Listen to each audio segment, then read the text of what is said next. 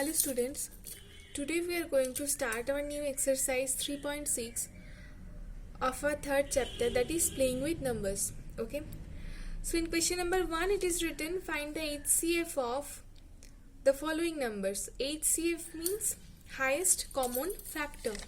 I think already you have learnt it. Highest common factor. Okay, in the name it is clearly written that we have to find the factors, then we have to find the common factors, then we have to find the highest common factors. Okay, so you have already learned how to find common factors in my previous exercises. So today we are going to start the first sum. Two numbers are given, 18 and 48. Okay, we have to find the HCF of 18 and 48. So how to start? Two processes are there. First one is factorization method.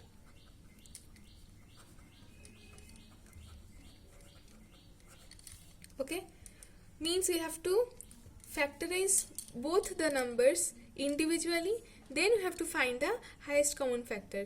Let's do in this process first. 18 will be prime factorized, then 48 will again be prime factorized,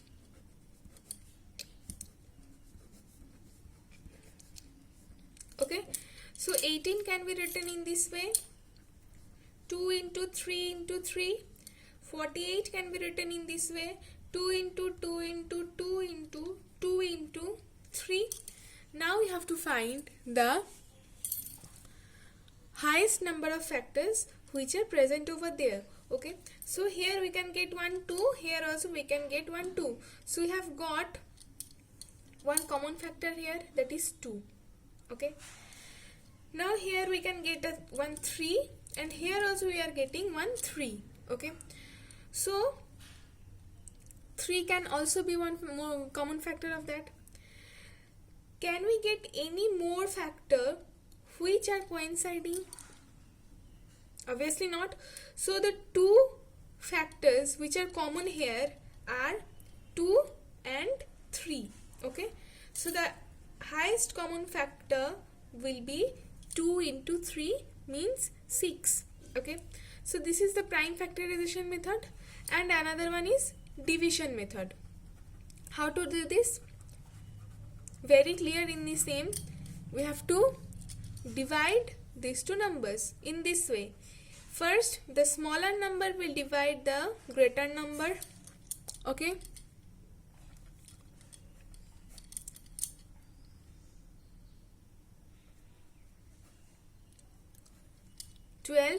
then the remainder will again divide the first divisor. Okay, so let's divide. Okay, then again the remainder will divide the previous divisor, means now we will continue this process till we get no remainder. Here in the last step we are not getting any remainder, so the HCF is the last divisor, means 1. By dividing which number we are not getting any remainder. Okay, so this is the process of division method and prime factorization method. Now whatever will be convenient for you to do, you will do exactly in the same process. Okay, so here we can get 10 sums are given. Okay, so I will do 5 of them. Okay, and you will do yourselves 5 of them. Okay, so question number A is already done. Now I will try to do the 4 sums G, H, I and J. Okay, so let's start from G. So in question number G you have to find the HCF of 70, 105 and 175. Okay, so I will do more 4 sums. Okay, and 2 of them will be done in prime factorization method and 2 of them will be done in the division method. Now it's completely your choice that in which method you are going to do the sum. So let's start. For this sum I am doing the division method. First we will arrange the numbers in increasing order. Here it is already arranged in increasing order, 70, 105, then 175. Okay, so first the smallest number will divide the number which is greater than the smallest one. Means here 70 and after that the greater number is 105. So 70 will divide 105 first. So let's do 35. Okay, now this remainder will divide the previous divisor. Okay, 70. Now here the last divisor will divide the remaining number. Okay, let's divide.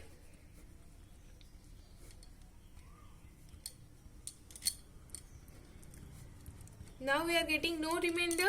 So what will be the HCF of these three numbers? That is 35. Understood everyone? Now we will do H. Now let's do question number H in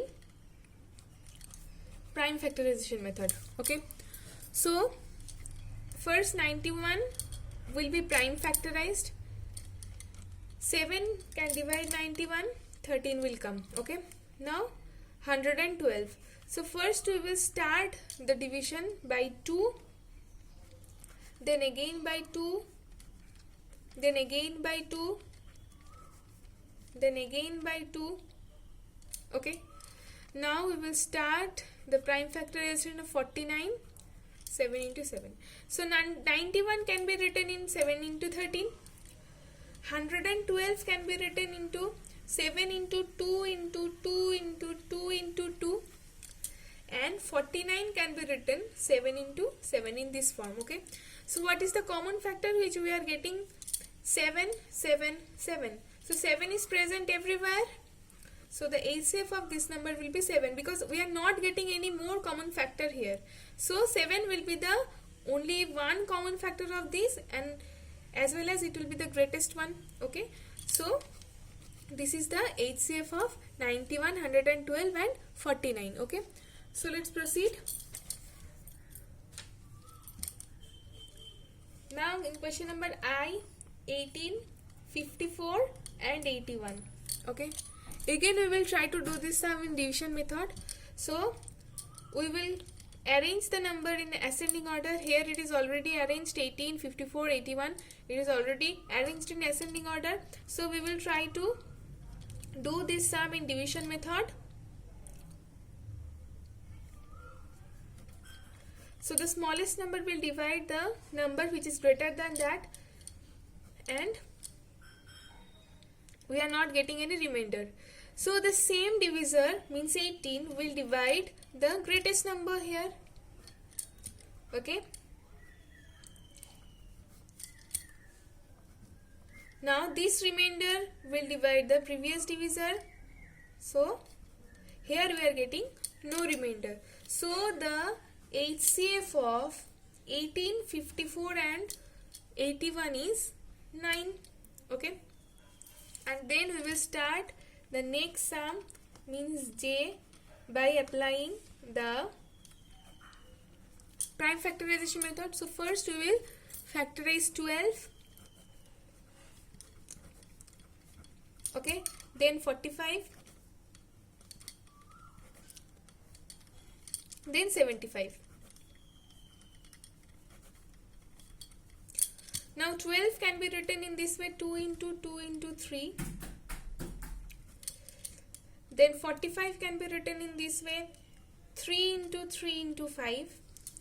Then 75 can be written in this way, 5 into 3 into 5. Okay, so which one is the common factor which we are getting here?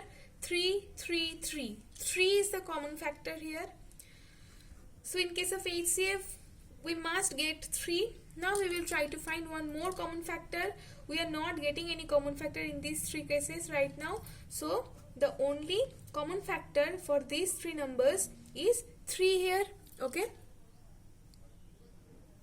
so the HCF of these three numbers will be 3. Okay, so let's proceed.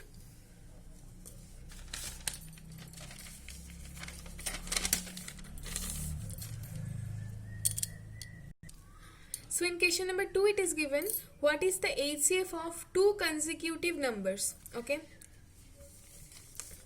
what is the HCF of two consecutive numbers? First we will write HCF of two consecutive numbers. Okay, suppose the numbers are 4 and 5. Okay, and now if we want to try to find the HCF of 4 and 5, we will always get 1. Okay, let's do that. 4 and 5, 1 is the remainder, 1 will divide 4. Okay, so 1 is the HCF always. This is applicable for any two consecutive number. Always remember that the HCF of two consecutive numbers is always 1. Okay, now in the next question it is given two even numbers. Now let's take example. Suppose 4 and 6, these two numbers are given. We want to find the HCF of these two numbers. So let's do. 2 is the remainder. 2 will divide the last divisor means 4. So the HCF of two even numbers is 2. I am showing you the examples here, but you can easily say the HCF of two consecutive numbers is always 1. The HCF of two even numbers is always 2. Okay, now in case of two odd numbers, let's take two odd numbers. Suppose 5 and 7. We are taking this example. Now we will try to find the HCF of 5 and 7.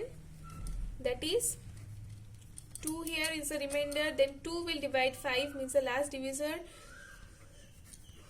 We are getting 1 as a remainder, then 1 will divide the last divisor here. So we will get 1 as our HCF. Okay, so in case of two odd numbers, we will get our HCF 1 always. Okay, now if you want to be more confirmed related to this issue, you can also take more examples. Okay, as I have shown you only one examples in each and every case, you can take more than one examples for being confirmed. Okay, so let's proceed. So in question number 3 it is written HCF of co-prime numbers 4 and 15 was found as follows by factorization. 4 is equal to 2 into 2, 15 is equal to 3 into 5. Since there is no common prime factor, so HCF of 4 and 15 is 0. Is it true? Class, in my very first video, I have told you each and every number has two common factors, that is 1 and the number itself. Okay, though we are writing 4 in this way 2 into 2 and 15 in this way 3 into 5, we are not writing here, since this is a composite number, we are not writing the two numbers means 1 and 4 for finding the factors of 4. We are only writing the two factors other than 1 and the number itself, means leaving 1 and 4 we are writing these two factors means 2 into 2 here. So we are not writing 1 here, but 1 is present everywhere. Okay, for being the factor of every number, 1 is always there. Okay, so if we write it in this way, it will also be there. And in case of 15 also, the same rule will be applied. We are not writing 1, okay, but 1 is present over there. Okay, in case of composite number, we do not write the number and the number itself and 1 as the factors of them, but 1 is already present over there. So here it is written that since we are not getting any common prime factor here, so can we write the HCF of 4 and 15 will be 0? Obviously not, because we are not writing 1 everywhere, but 1 is present everywhere. Okay, so in this case, this assumption that the HCF of 4 and 15 means two co-prime numbers will be 0 is not true, because 1 is the factor of each and every number. Okay, we are not writing it here in case of composite numbers, but 1 is the common factor of each and every number. So the answer which is given here is not correct, and the HCF of the two co-prime numbers will always be 1. Okay.